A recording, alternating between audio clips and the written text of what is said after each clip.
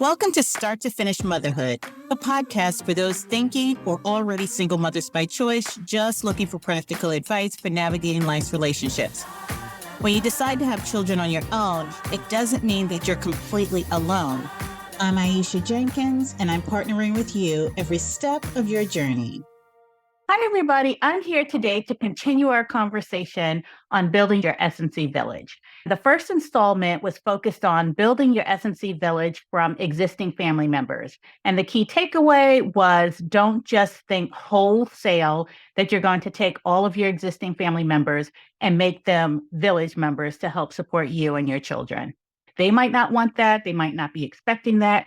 And you don't want that. You want to know who's going to be in your village. The second part of the series was talking about adding people to your village that's from the larger single mother by choice community. The single mother by choice community is large, it's global. It was an encouragement to find your people. The main takeaway being to go out to events, connect with people, show up, be consistent, be intentional about adding friends from the single mother by choice community to your village. And now here, the third installment is another one that you might be like side-eyeing when I say this, but it's building your single mother by choice village from coworkers. I mean, it makes sense. So hear me out. It makes sense because we spend here in the US 8 to 9 hours at work or commuting or on meetings. And it makes sense that you're spending this amount of time with people. Why not adopt them as friends and make the relationships a little bit more meaningful? Now, I know I might get some pushback, and I've gotten pushback in my own melanated single mothers by choice community on this topic, but I say, listen to this episode with an open ear, and also know that some of the tips that I talk about in this episode can also be applied to other communities. So if you're in a faith-based community, if you volunteer, if there are things that you do that feel like a more natural fit, then you can also apply some of these tips to those communities and pulling village members from those natural places where you exist and spend time. Okay, so we get a lot of people in our community that say that they were surprised by who did not show up for them once the children arrived at home and who actually did show up. And a good number, my unscientific view, is that about 40% of these people say the unexpected support and village members came from people in their work community.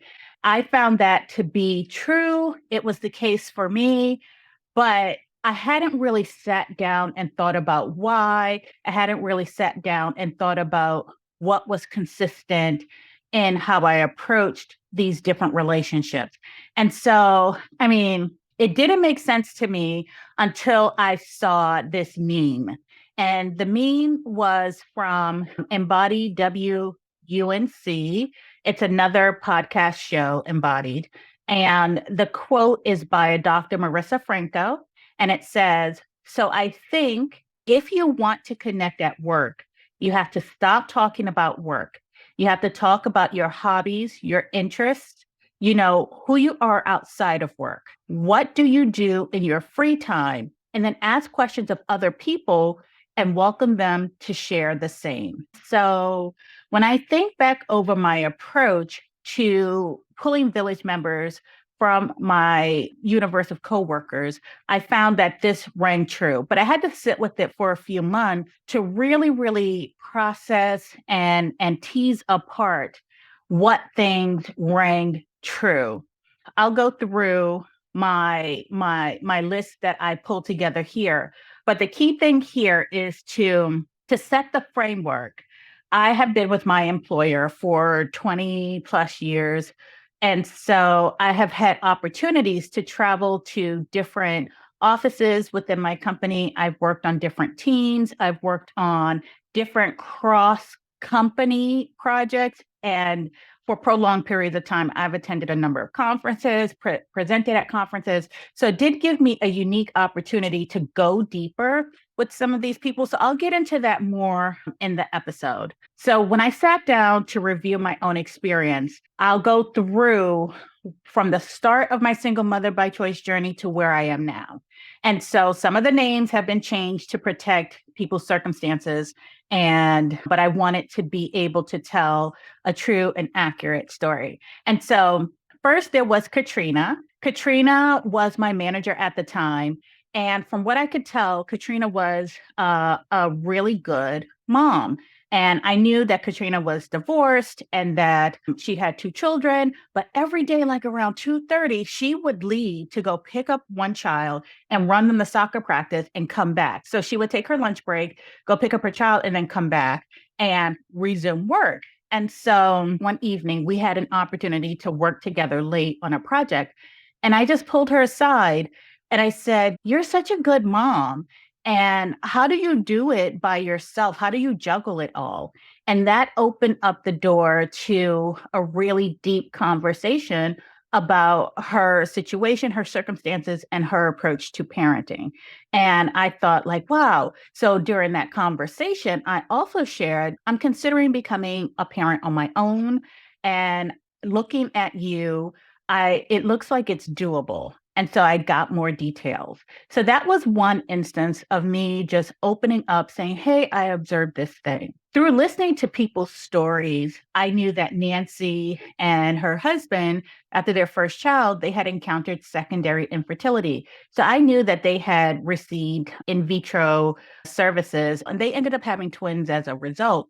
So I asked, what did that entail? I got more information on the process and how they managed to juggle the two children.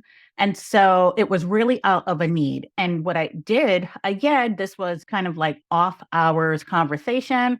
I knew Nancy's story and I had asked Nancy, "Hey, can you join me on a walk?"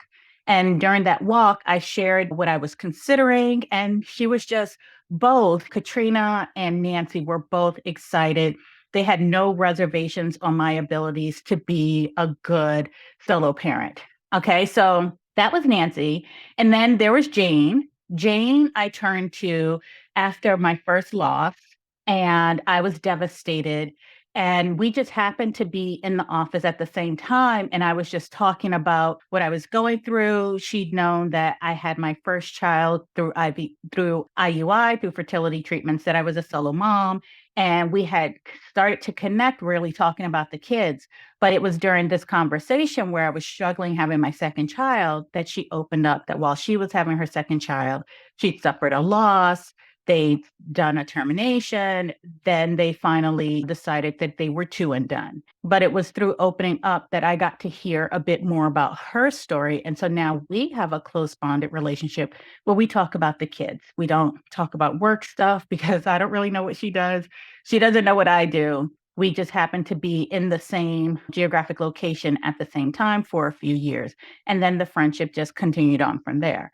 And then there was Candace, who babysat my kids occasionally. She was awesome. Not kids. She babysat Noelle occasionally. I had left the one office while I was pregnant, returned to visit occasionally, and shared when I'd given birth, came to my baby shower and everything. And so periodically when I would visit back in Pennsylvania, I would stop by, she'd babysit for a few hours, and then we would leave. And so then we just continued to build that relationship from there. And then there was my friend Tom, and Tom was just, I managed Tom at one point, and we had started having conversations about setting up dating profiles because we were, at the time, we were like traveling quite a bit. And so I would travel to do reviews and then we would go, we'd have lunch. And so we got to talking, we set up a dating profile. Tom met his wife. They were older, an older couple. So his wife and Tom was older, but his wife was about mid 40s. And when they got married, she wanted to have kids. And so they were trying, but she had also set aside some funds just in case it got late in the game. And she ended up using donor egg and then had her kids around the same time that I had my Noelle. And we had been having conversations and visits periodically. But then when I started trying for my second, she was one of the people that I shared with. And then when I knew that donor egg was going to be my path, I had conversations with her about what the process was like for her, roughly what the cost was, knowing that we were in different states. But it was so comforting to be able to turn to each of these people in my time of need to be able to ask more detailed, more probing questions and get what I needed. And so that's part of the motivation behind Melanated Single Mothers by Choice and Start to Finish Motherhood is that there are people who sometimes just need to sit down and talk with people who have been there, whether they are partnered, whether they are single, whether they are same sex. The need is still the same. It's information. I need to know and understand how to navigate this new ecosystem that I'm about to enter into. And so those were the coworkers who supported me in the earlier stages of parenting, trying to conceive, and really thinking. Now, as I got further into my journey and I had my two kids, there were people who I pulled in as I grew and had different needs for parenting. I was getting more involved at work. I was attending conferences. So I had one coworker. We will call her Jennifer. We don't live too far apart. So at times I could ask her to run and pick up the kids for me, and then she would pick them up. Or I could say, I had this conference. I'm not sure if I'm going to make it back on time, or it's at a weird hour. Can you grab the girls? And so it was no biggie. Our kids played well together. We'd had a number of play dates. And so I felt comfortable making this ask. We had gotten to know each other really well. And then there's the quad that I met partially when I returned from maternity leave with my second child. And then as that led into the pandemic. And with the pandemic, I was hit hard and they were really my lifeline. And so when I think about my parenting journey, and I think about how I want to raise my girls and how diversity is important to me, those people, it's a diverse group of people, and they support my knowledge, my development, and my growing as a parent as we continue to work together.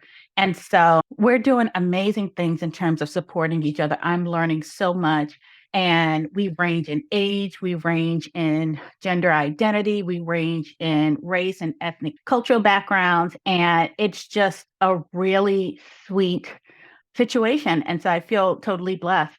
And I've thought about having them on the podcast, and I've thought about the different ways that I would incorporate just that blessing that they've been to me in my life so that I can say a thank you. And thanks doesn't even fully cover what they mean to me. And so while these are my coworkers, I know that our relationship might not last if somebody were to leave the company, might not last if circumstances changed radically, but it is enough for me and the friendship and the value that I have already gained from knowing them to be like, okay, I know that this is a momentary, situational, deep relationship and friendship. And while it might continue into the future, if we're lucky, if our circumstances change, for now, I'm in the moment and I'm leaning in. And these are my people at work. And so I'll get more into the details on that later. And so yeah. So the context. So given that all that I just told you, I am not an expert on relationship building. And I understand whether you build these relationships at work, whether you open up at work about your family life situation, the life that you have outside of work, it's a deeply personal decision and a deeply personal choice. But I just ask that you be open to it and you kind of hear it out. So given that, I have had some experience building a village from scratch. You might be saying, well, what did you do? So I sat down and I really thought about it. And so, one, I've been curious about people. I don't necessarily like to talk about myself a lot. I'm more of a behind the scenes operation production type of person. And so it is very easy for me to ask questions and then just sit back and listen and sip my coffee and really be involved and in the moment in the conversation. So I'm curious about people. I'm curious about how people arrive at where they are at the time that we meet. And so I just learned to ask those questions. Be intentional about seeking out people who are different from you. I'm adventurous in a lot of ways. Like I said, I've traveled a lot for work. So I've been in situations where I was an only person or I was new to the office. And then I had to kind of like put myself out there, get to meet people. I've been an instructor. So I'd have a class of 12 to 15 people each week. So it's new people. So I got used to just asking questions, and people are so vastly different. And so it's just like, wow, you do that? Oh, that's awesome. And so anytime I get an opportunity to connect with some experience that's new and intriguing to me, I lean into that. So be kind and treat people with respect. That is almost a mainstay in my parenting journey. And I say that because that was how I've been treated a lot in from the time when I lost my parents. People have treated me with kindness. A lot of people have treated me with respect. And so that is my gift, I guess, to society, is to treat people with respect and kindness. And that's my approach. I try to leave people with dignity. There are always things that you can say in the heat of the moment, but I choose to do less harm and just walk away or be silent. And so see the humanity in others. I think that might be something that we've really gotten away from as a society, in that we look at people as demographics, we look at people as data points, lines on a page. And it's just like, I encourage you that when you have the opportunity to really see people, you have to just really look at people. And I mean, there are times where it's a blur, it's a blur. But then there will be something where you stop and you actually look at that person and you see them, and then you see their humanity. So one way I do this is I'm always thinking, what? I don't really care for this person, but they have a mom and dad who loves them. And that allows me to pause in the moment and see their humanity. Okay. So find ways to genuinely connect. So when I was an instructor, I would have students for 2 to 3 days, 5 days at a time. I'm here. I'm in this moment. So I could choose to just be upset, bitter, flat, deadpan, and just have my time be wasted. Or I could choose to lean into it and make the best of the situation. So I remember one time going to a conference, and at the time we had roommates. And so I would be sharing rooms with people I didn't really know. And it's just like, so I could come and go as I wanted, or I could lean in and have a genuine conversation. I could connect with someone, even if it's like, oh, yeah, I met so and so that weekend. We were in a conference and we shared a room together. That might be it. And that's enough. Not always talking about what you do. So that was something that was really hard for me to adjust to when I moved to the DC area. A lot of people lead with, this is who I am, this is what I do. Now, who are you and what do you do? And that's always so off putting, because I don't really know what I do sometimes. No, people don't know what I do. I don't really care what you do. Are you a nice person? Can I have a conversation with you at this moment in time? Do you smile? Are we having fun? So don't always talk about what you do. And that's where the world. I climb mountains. I do rock climbing. I go skiing. I do dog sledding. I'm a gardener. I restore retro cars and just things like that. I'm a designer. And it's just like, I'm an artist, a photographer. And it's just like, who are you? And that's the joy and the surprise of people. Have realistic expectations for the relationship. Like I said, I really thoroughly enjoy the people that I spoke about earlier. They are my friends, but you know what? I moved from one office to the next. Those friendships, those connections become thinned, and then they are no longer a connection.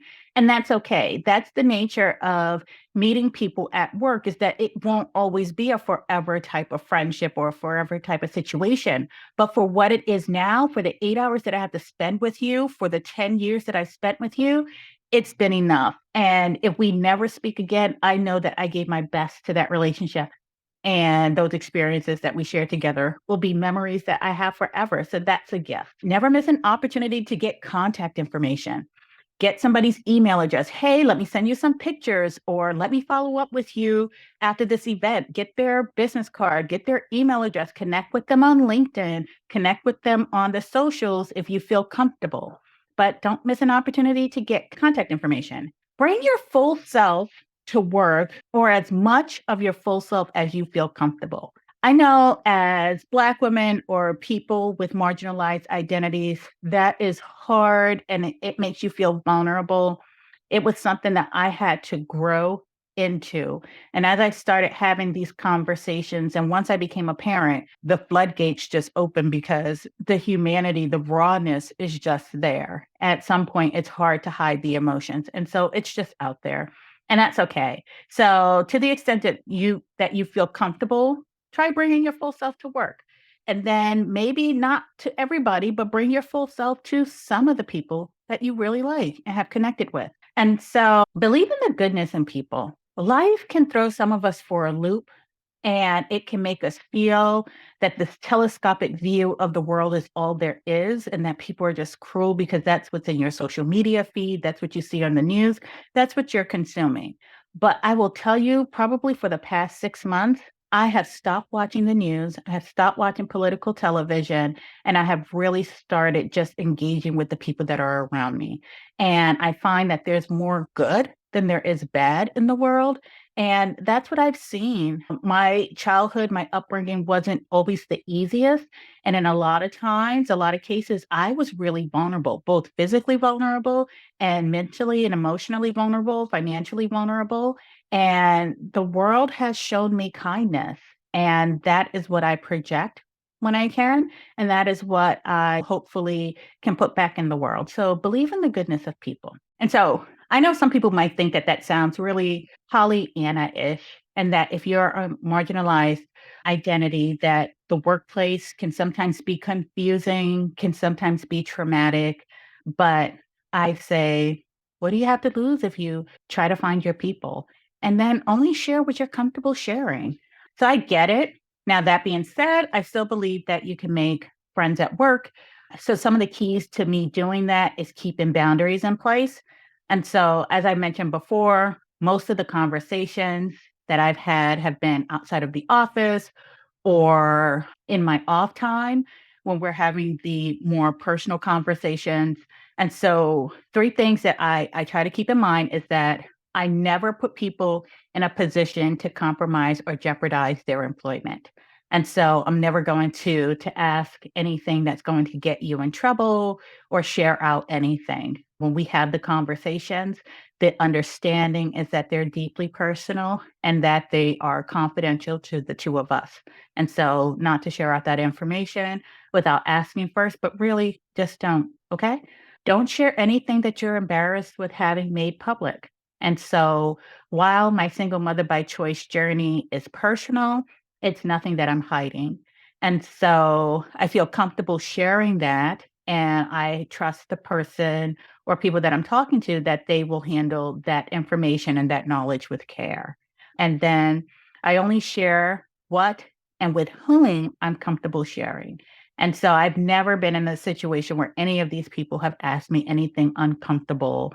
And okay, let me preface that with without saying, can I ask you something so that I'm prepared that they're going to ask me something deeply personal.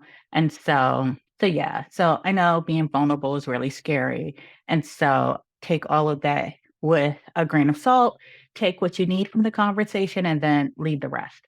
Okay, now let's get back to the meat of the podcast, creating village members from the pool of your coworkers. So in more detail, I talked about being curious about people, be intentional about seeking out people who are different from you.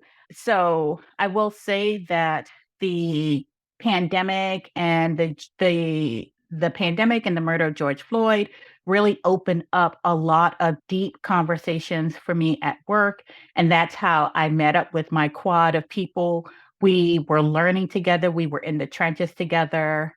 Being virtual allowed us to remove any of the barriers that are put in place by time zones and not being in the same geographic location.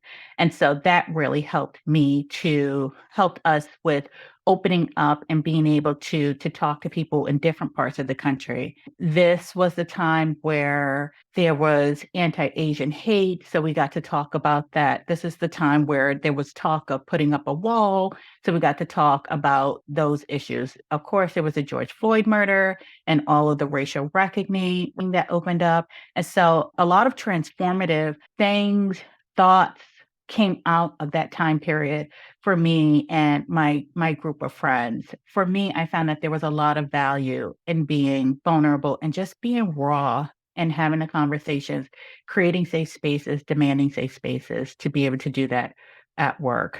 So when I came across the quote, and I'll repeat the quote again, it's from Embodied, and it says, "So I think if you want to connect at work, you have to stop talking about work.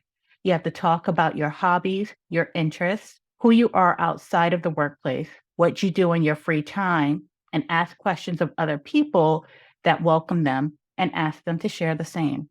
And that is by Dr. Marissa Franco. And this has truly been the mainstay of how I built my village from work. And this was how I did it. And so I would say, there you have it. So to recap, you're with these people anywhere from 6 to 10 hours a day, 5 days a week, 50 weeks out of the year, or why not take advantage of the fertile ground? And so to recap, that list of the 10 things that I do to identify village members from friends at work is to be curious about people, be intentional about seeking out people who are different from you, be kind and treat people with respect, see the humanity in others, find ways to genuinely connect. Don't always talk about what you do, talk about who you are. Have realistic expectations for the relationship. Never miss an opportunity to get contact information. Bring as much of your full self to work as you feel comfortable with. Believe in the good in people. And I know we get a lot of single mothers by choice. Like I said, the single mother by choice space is super, super, super white. Your workplace is going to be the one place, depending on where you're located geographically, where you're going to have a lot of people, a lot of diversity. Work and college is where you'll have the most diverse groups of people all in one place. And I say, don't let those opportunities go to waste. Use them as opportunities to connect with people in a genuine way, because you don't want it to be that when you're trying to be a better parent, or if you are trying to raise a multiracial child, that you get to the point where you actually need other people. You need the diversity so that you can better parent your kid. You don't want that to be the point where you start reaching out to people, because then it seems really solicitous, like you need something from me. And you don't want that to be the case. So make meaningful connections. But the workplace is where you're going to find a ton of diversity. And if you're going to be intentional about building meaningful relationships, so that when you do need to ask somebody, like, hey, can I talk to you for a minute? Can we go for a walk? Can I share? May I ask you a question about that? They're more open to it. You prime the pump, you put enough into the bank in order to make a withdrawal. So there you have it. That's my approach to finding village members to support my single mother by choice family from my pool of coworkers. So, over these 3 episodes, I talked about how a person can go about building their single mother by choice village. Build a village that supports you, a village that supports your kids, and a village that supports your family unit. And I say, keep in mind, building a village requires knowing what you need and who the people are in the pool that you get to choose from. The same way birds build a nest by selecting out specific twigs to help build that nest, that's exactly the same approach that you want to take to building your village. You want to be selective about who gets to be a part of that village. You also want to know what you can expect from those people. And so hopefully you found this series of 3 really informative and hopefully helpful. And like I said before, take what you can use and then just leave the rest. Every situation is different. People feel comfortable in different ways. And I say, take the approach that feels natural to you, but do lean into connecting with people, because you're going to need people in your village. This is just one approach, and mainly to get you to think about being intentional and really think about the different places where you spend a lot of time, and ask yourself, Could you be part of my village? Send me an email. Let me know who's in your village. What are some of the different ways or the people who surprised you as village members? And until next time. Thanks for listening to Start to Finish Motherhood with Aisha. If you want to keep the conversation going, follow Start to Finish Motherhood on Instagram or email me at aisha@starttofinishmotherhood.com. If you love this episode, please share it with anyone who's thinking of becoming a single mother by choice, anyone who's already parenting as a single mother by choice and just looking for advice on navigating it all, or a friend or family member who's looking to support someone else's single mother by choice journey. Until next time, bye now.